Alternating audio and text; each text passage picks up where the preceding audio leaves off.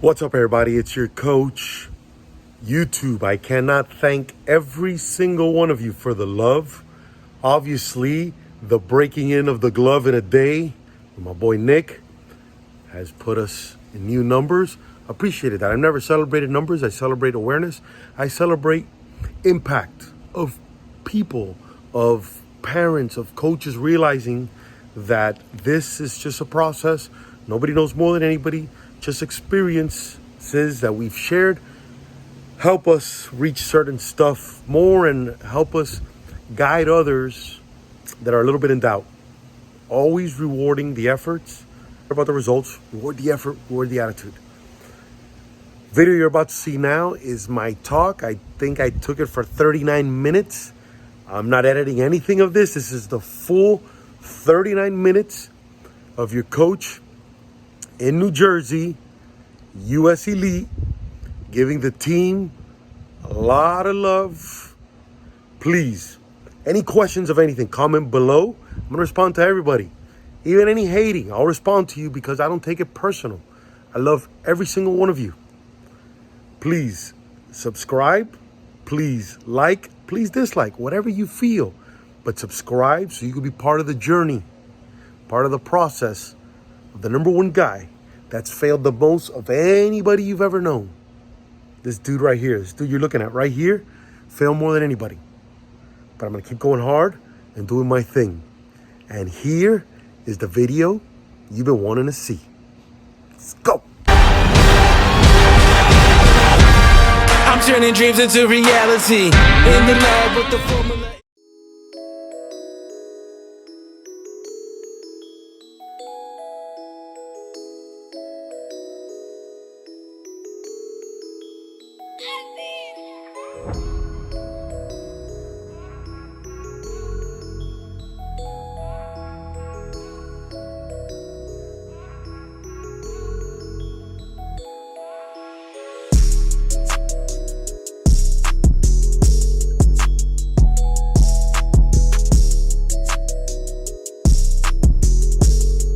How you been, bro? Everything good? Nice to see you, man. Likewise, dude. Likewise.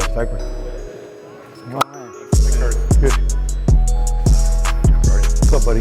Good to see you again. What's up, man? My buddy Lou, good friend, good partner of mine, okay, introduces me to the gentleman to his right, Coach HB. He says, Curtis, I gotta bring you this guy. He's gotta talk to him. I said, all right, Lou, bring him in. Who is this guy? I don't know Coach HB. Okay, sitting up in Branchburg, New Jersey. Love to have him speak. He said he's a great dude. He cares about kids. He's a motivational speaker. He's from Miami.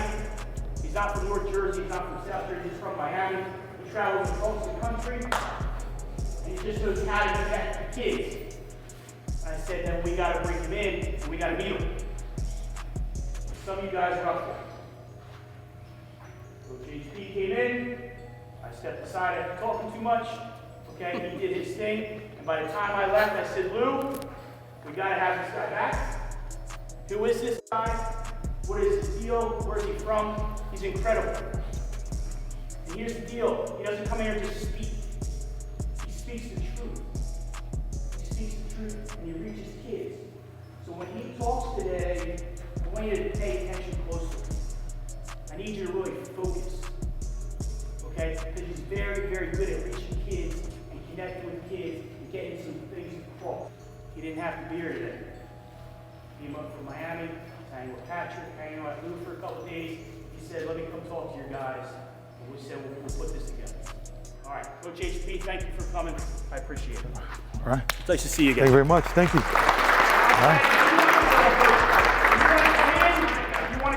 All right.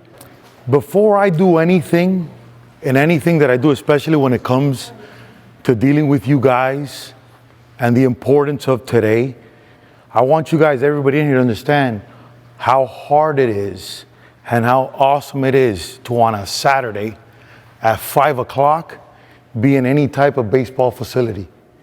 Because I'm telling you, man, in Miami, I don't think there's one place that has this kind of devotion to this sport.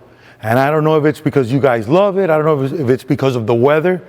But this is something that's really special because this shows people that you guys are all committed to whatever this is going to come in your guys' future. And to me, you gain my respect instantly for this, because it looks like we're in some barn somewhere, right? But what matters, and what I'm here to tell you guys, is the only thing that matters today, right now, is the effort and attitude of all of us in here. That's it. So my whole life I wanted some validation of the mindset that I started to develop and the success on that mindset. And I'll start with the first story that gave me instant credibility, like this. Some guys heard it last time from the last time that I spoke. Oregon State reached out to me last year, the national champs in 2018, to speak. I didn't know who anybody was. A coach reached out to me on my social, said, "Coach, I would love for you to come in and talk to the team." I had never been to Oregon. I didn't know there was a place called Corvallis. I knew the Oregon Beavers had won a little bit, but I had no idea who was there. So as I get there and I'm speaking to the team, and I'm telling them my reasons of why I was successful, why I failed, and this mindset and all this stuff, I noticed a pair of eyes, kind of like where that guy's right there, just locked on me like that. And everything I'm saying, he's feeling me and this whole thing. And when I'm done, I go, "Do you have any questions?" First guy to raise his hand, "Coach, your mindset, your ability to deal with failure, where do you get that? How come you're not so hard on yourself?" And he asked me a second question. And right when we were done, we take a team picture like I always do at the end. The dude gets right next to me. And we take the picture, no idea who this guy is. Later on, he came to Miami to talk to me and work with me, that I knew who he was. But the manager called me after and said, "Coach, you crushed that speech." Do you know who that kid was that kept, the first guy that asked you the questions that was right next to you? I go, "I have no idea." He goes, "Well, that's Adley Rushman, the projected #1 overall pick in the 2019 draft. Adley just signed with the Orioles for a record $8.1 million. The kid's considered to be the top 5 #1 overalls in the history of baseball. Yes, he's a 6'4" switch hitting catcher with a cannon of an arm. But what was he worried about? This. We don't talk about this. We don't talk about how powerful this is. This becomes the ultimate equalizer when we're not tall, when we're not fast, when we can't hit the ball the other way, when we can't hit the curveball, when we can't throw strikes, when we're not having fun. This controls everything. 100% of my success has been because I've been able to control this. I don't care about the sport. I care about effort and attitude and the relationships that we build here, man. Because the chances of people going Division I here are very slim. But the chances of finding your best friend, an important connection in life, are really high. And I want you guys to start understanding what this really is. Don't worry about the pressure. Don't worry about schools. We can't control any of that. What we can control is effort and attitude. And it's very important for me when I talk to the parents, for the parents to understand in this crazy travel ball, "Oh my God, am I doing enough?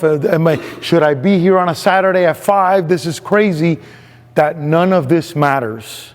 Only thing that matters is effort and attitude and the relationships we build.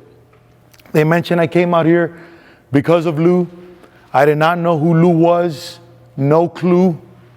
But guess what? Lou happens to be best friends with one of the biggest influencers right now in the world. In the world. A guy who I looked at 2 years ago and said, "Wow, one day I'm going to meet that guy." Coincidentally, the best relationship I could have, how I met that dude, I met him through this guy right here. Without even thinking about that. That's what I want you guys to focus on, man. Relationships, being cool. If you're the cool guy, man, talk to everybody here today. "What's up, man? Where are you gonna stay with USLE? You're not? What are you gonna do?" Stay in contact with everybody. You don't compete against anybody but yourself. Only person you compete is against yourself. Some of us have more swag than others. That's awesome. Celebrate that. Some of us are quieter. Celebrate that. If we learn right now to celebrate each other and to pump each other up, You'll never have to work hard a day in your life, I guarantee you. Because the world lacks positive, good dudes. Everybody's hating on everybody. What if you're the one dude that changes it? Bro, I saw your swing today in the cage, man. You look good. Bro, you look ready. You look in shape. Everything positive. That's what has me here today. We don't talk about that a lot. You do not need to impress coaches. They see so many of you. The fact that you guys are here and you're focused and you're paying attention, then you see where your talent is of where your potential. Because we can't create better talent. I see so many kids that are worried about coach. Nobody in D1 is looking at me. I said, well, why are we worried about Division I? Focus on what's ahead of you now. And there's a beautiful word that baseball players don't use that should be used called communication. If we learn how to communicate with our coaches and stop having our parents communicate for us, the respect level that everybody here is going to have for you is huge. If you don't like your playing time, you don't like any single thing, you don't like your number, you don't like where your locker is, whatever, talk to the coaches. This group here, especially the guys in the back, should be nothing involved with the parents. Everything should be you guys. That's going to start gaining the respect that the college coaches want to see. The day that I met Coach, the day before, I was actually at the Plaza Hotel representing Rawlings, speaking to the Gold Glove Award winners. I spoke to everybody from Cody Bellinger, Francisco Lindor, Nolan Arenado, Ozzie Smith, Johnny Bench, Keith Hernandez, everybody that won a Gold Glove last year or in the past. The first word that came out of everybody's mouth was, Coach, this is about having fun. There isn't an influencer on social media right now that's pushing more effort and attitude, positivity, fun than me. So then, Nolan Arenado, Francisco Lindor, Cody Bellinger, have fun.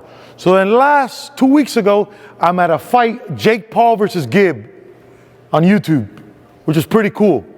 And when I interview Logan Paul, and I interview Jake Paul, and I interview Big Mike, and we talk about what does it mean to be successful, everybody talks about having fun.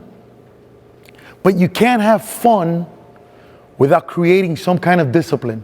That's why we just can't go crazy here.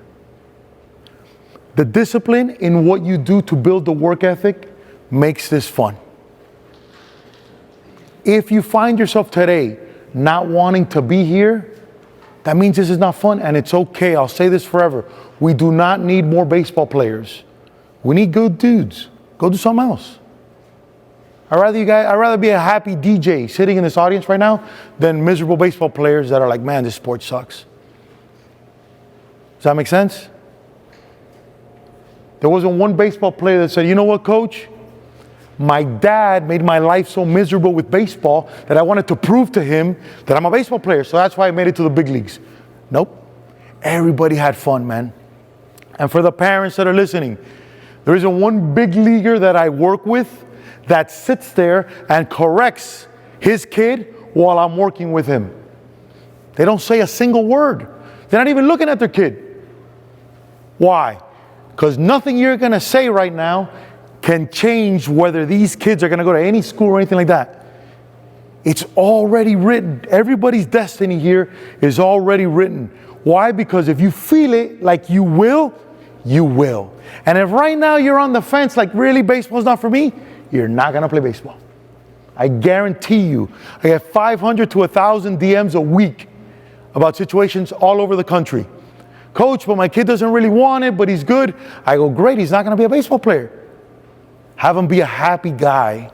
Have him be a positive dude. For my parents, this time flies like this. I see it. I deal with 22-year-olds, 12-year-olds, 5-year-olds. It flies. Why are we going to fight with our kids over this sport? No. This is all positive. This is all a bonding experience. You don't like it? Don't do it. But if you're sitting here right now in this beautiful barn in the middle of, where are we again? Fortintown, Beavertown, I don't know, Beavertown, where, New Jersey, right?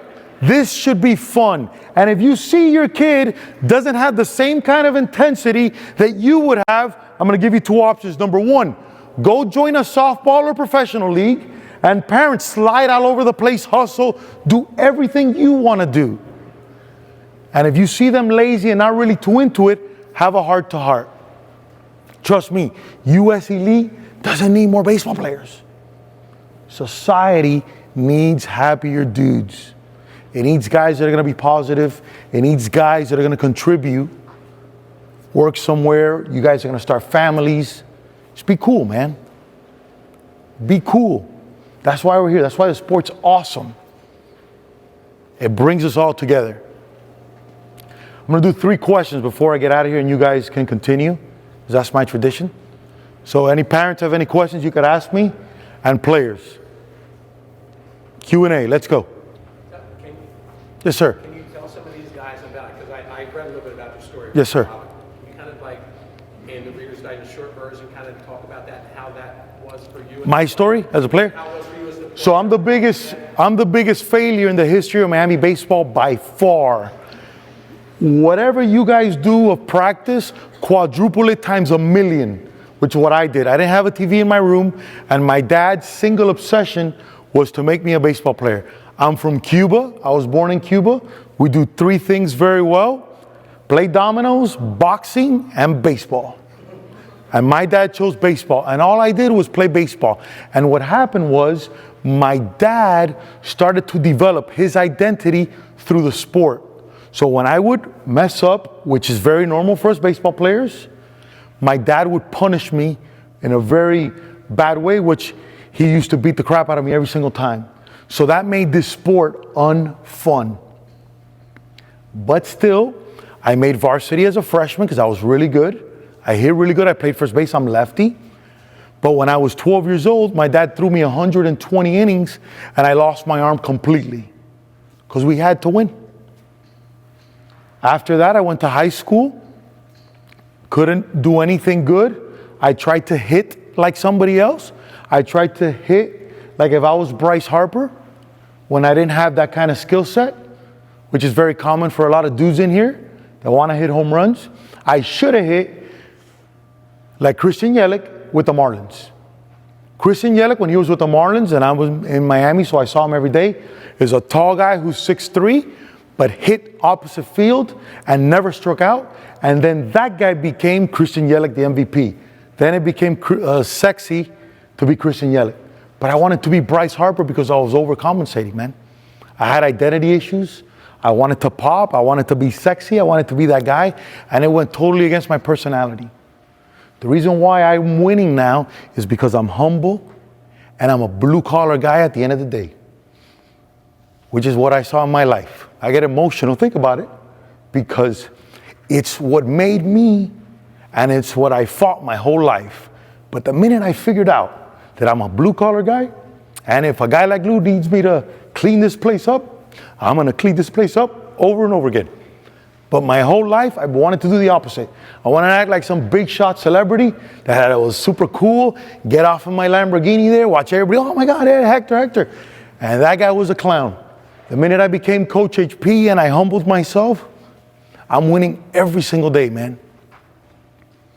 I'm the first influencer with Rawlings, and I get paid to do posts of Rawlings products. I have the job that 80% of you guys want, to be a social media influencer. And the second guy to do that is this guy right there. Because I got him that. Because he reached out to me on Instagram and said, Coach, I love what you're doing. I love your positivity. He benefited from that. He didn't do anything. As one of the most successful baseball accounts, I said, hang with me. I gave, man. There's a word called karma that's huge. Because then came New Balance. Public school kid, didn't have this. My dad didn't pay for one hitting lesson.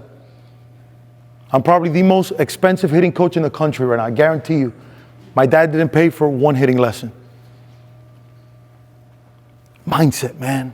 Effort and attitude. Failed my whole life because I was trying to be somebody else. Accept who you are. If you're tall and slow, hey man, I'm tall and slow. Be the best tall and slow you can be. Number one thing I can tell you today, be the best you, man. I spent my whole life trying to be somebody else. And for us dudes, especially us Latin dudes that come with a certain extent of machismo and to heavy testosterone that want to pop off, if we learn to calm that and make it about everybody else, it change your whole life. Go for it, man. What's your practice or work ethic when you were younger? Okay. My work ethic when I was younger was because I was getting beat up all the time through baseball, baseball wasn't the funnest. But my dad was under the old school system that I didn't have any choice on anything, so I practiced baseball every single day. Unwillingly, I didn't want to do it, I wasn't having fun. But what that did build was incredible work ethic that finds me at 5 o'clock in, where are we again? Bordentown, New Jersey, when my competition is now in the beach or chilling in Miami. I'm out here working because this isn't work, man. You think doing a post on the Velo bat is work? Are you crazy? How much fun I'm having? You think talking about the new Lindor shoes is work? I don't work a day in my life. I haven't taken a day off since I became Coach HP. It's been 2 years. And the people who started next to me stays right here because they're worried about the little picture.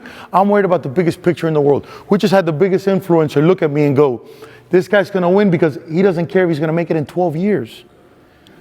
Now, for the baseball players, it's a little different because we have a 4-year window. So you can't be that chill. Does that make sense? So if you don't find yourself wanting to practice tomorrow, maybe baseball's not for you, man. But look at what this sport can bring. You could become an announcer, you could become a commentator, you could do so many things now, especially with social. So don't really run away from the sport if you got the passion for it, but you don't have the talent. We live off baseball. Yes, sir. So, like, what you're saying about, like, finding your identity, because what you said, no one, like, most of these guys here aren't really having trouble finding their identity. How did you find your identity? Okay, so it's a great question. I gelled with what worked the most for me. I'm naturally, for some crazy reason, an extremely positive guy. And I have the ability to see people at a glance that I've never met before and have them feel like I've known them my whole life. So the energy I create when I enter a room in a space is what sets me apart with my identity. I wasn't a cool guy like I see a lot of athletes. So like I'll give you a perfect example. So I go to Perfect Game because Rawlings is the main sponsor of Perfect Game. And I see a lot of kids who are sophomores now. And these kids are like 6'5", 6'4", going to Vanderbilt, Georgia Tech, Florida, Florida State. And they're this big and they come in with a whole lot of swag. They got the Dre's, the Beats on, they're jammed, they don't say hi to nobody, they're like this, yeah, because they think they're going to make it. But that didn't work for me, even though I wanted to be that guy. What worked for me is a guy coming in and going, what's up, my man? How's everything, bro? Good? What's up, dude? How you doing? Boom, like that. What's up, guys? Hey, you guys good? Every guy good? All right, man. Cool, cool, cool. And then I went into my own thing. See what I'm saying? That was my identity. So if that's you, if you're a little bit more quieter, just, hey, what's up? Hey, guys, let's have a good group today. Let's do good. Boom. When we split you up now, go with your 3 guys. Hey, what's up, man? I'm such and such. All right, go. Let's have some fun. Here we go. Boom. And you talk and you make it. That's it. It becomes that. Trust me. You know who loves that kind of attitude? Winners love that kind of attitude. Life loves that kind of attitude. Happiness loves that kind of attitude. Money loves that kind of attitude. And women love happy, positive dudes. Is that right, ladies? Is there any ladies in here into negative guys? Nope. It's not sexy in 2020. Be positive, man. That's how I was. Be positive. Last question. That was a good one. Last question. Come on. Hold on, before we all get coaches in, give me somebody in the cage section over there. Give me one question, come on. So now that's a good question. My average day now, well, let's do yesterday. Let's do today. How about today? So we wake up today.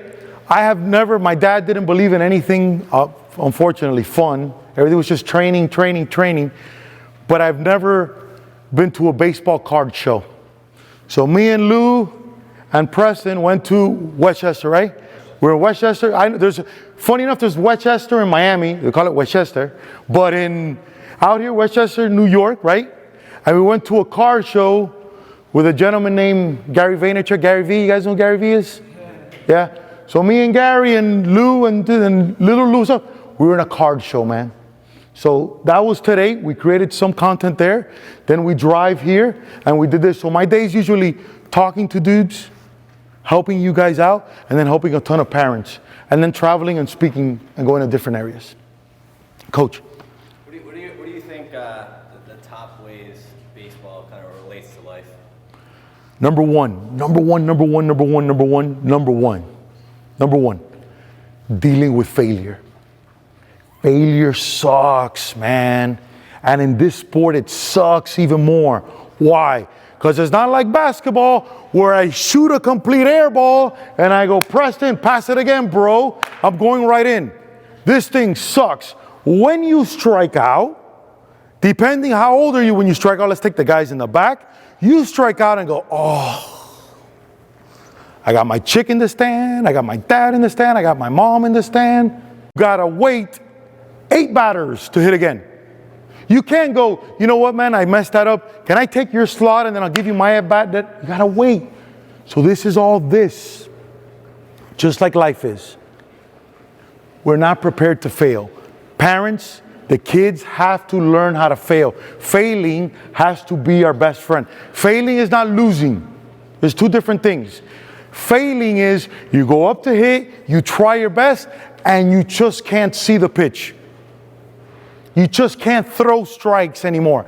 You just can't throw 92. You're throwing 79 and you're trying your best. So now because my profile got a little higher, I have a lot of major league guys reaching out to me. I had a conversation at the ABCA in Nashville with the director of scouting for the Padres, the guy who got Fernando Tatis Jr. And he's telling me, Coach, I'm looking at players to see their demeanor, to see how they behave after they suck. So if I'm pitching on the mound and I just give up a home run, what I do after is the most important thing that matters to see if they're going to spend a couple $1 million on you. If I do this and all of a sudden I go, oh, and I go like that, the scout looks at you and goes, that guy's got character issues. We do not deal with failures here. Send him to the Red Sox. They suck. It's true, right? So we got to learn how to fail. Might be a little crazy, but you got to strike out and go, well, I'm going to get him next time. A very important thing that helped a lot of players that I work with, a lot of guys, especially when I work with a lot of guys like in the Mets, was in practice. Let's say today's a practice. Everything I do in practice, I do it towards the negative. So what does that mean? If I'm in here and coach says, go the other way, I do not do one swing where I pull a ball or I hit it off the L screen. And if I did 4 for 5 in practice, I'm mad at myself. Because I can control physically, even if he throws it inside, of me doing the best I can to go the other way. In the game, on reverse. In the game, every single thing I do, I take it to the positive till the game's over. If the first at bat, I fall asleep, I wasn't paying attention, and I strike out, I tell myself, I'm going to get him the next time. And then I'm going to go out to the field and tell myself, I'm going to make the first out. And if after I make an error, which sucks, I'm going to go, you know what? I'm going to get the next one. But you know what we do as players? You know what we do as parents? We do the reverse. We mess around in here. We do not focus at all. And then in the game, we're going to take that super seriously and get pissed the whole game because I struck out. Then I go to shortstop and the first ground ball is right at me under my legs. And then now I suck. And 5 scouts just said, that guy's not playing for us. Take this part serious. That's what makes the greats great, is how you practice, man. How many games you guys got in the season? Not a lot in a regular season. You gotta have more practices now. Take advantage of today.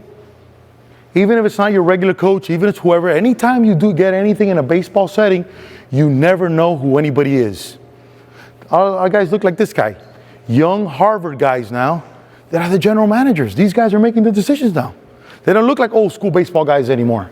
Everything's changed. Look at the coaches in college now, young dudes. Everything's changed. Effort and attitude. Two things we can control.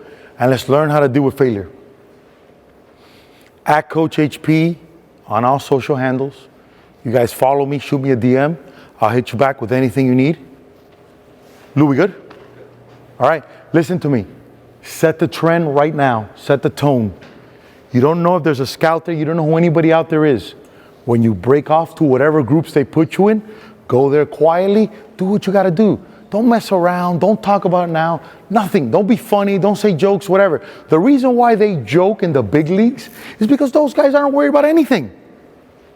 They already have their contracts. They already left their set. That's different. You guys are fighting for your lives every single day. So there's no time to joke around here. The minute you're out of here, then it becomes a total different thing. But when you're in here, it's time to work. And respect is always gained by people that work. I love every single one of you. Hope you have a good workout.